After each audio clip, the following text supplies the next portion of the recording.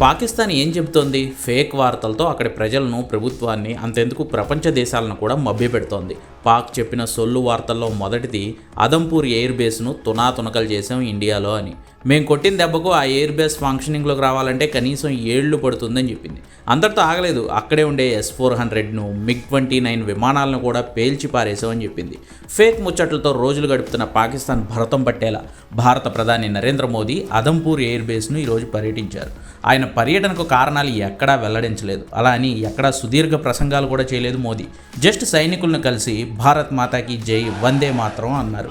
ఉగ్రవాదులపై పోరులో దుమ్ము దులిపేశారంటూ అక్కడున్న సైనికులను ప్రశంసించారు. కానీ మోదీ విజువల్స్లో ఆయన చెప్పాల్సినవన్నీ ఉన్నాయి. భారత్ మాతా కీ, భారత్ మాతా కీ, భారత్ మాతా కీ,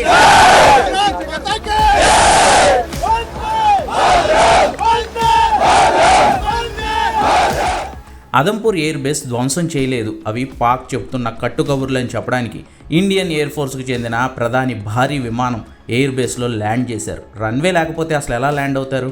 ఈ విజువల్స్లో గమనించండి, వెనక కనబడుతున్నాయి కదా, అవి MiG-29 అండ్ మొన్న పాక్కి చుక్కలు చూపించిన మన సుదర్శన్ చక్రం S-400 బాగానే ఉన్నాయి కదా. అక్కడ పరిస్థితి చూస్తుంటే దాడులు జరిగినట్లు కానీ, అక్కడ ఏదో అయినట్లు కానీ ఏమైనా కనిపిస్తుందా? అక్కడ పనిచేసే వాయుసేన సిబ్బంది అంతా భారత్ మాతాకి జై అంటూ ఉరకలెత్తే ఉత్సాహంతో ప్రధాని మోదీతో కలిసి నినాదాలు చేస్తూ కనిపించారు. ఈ ఫోటో చూడండి, why enemy pilots don't sleep well అనే బోర్డు. ఆ పాక్ ఆర్మీకి ఎందుకు నిద్ర పట్టట్లేదు? ఎందుకంటే ఎదురుగా ఉన్నది ఇండియన్ ఆర్మీ కాబట్టి.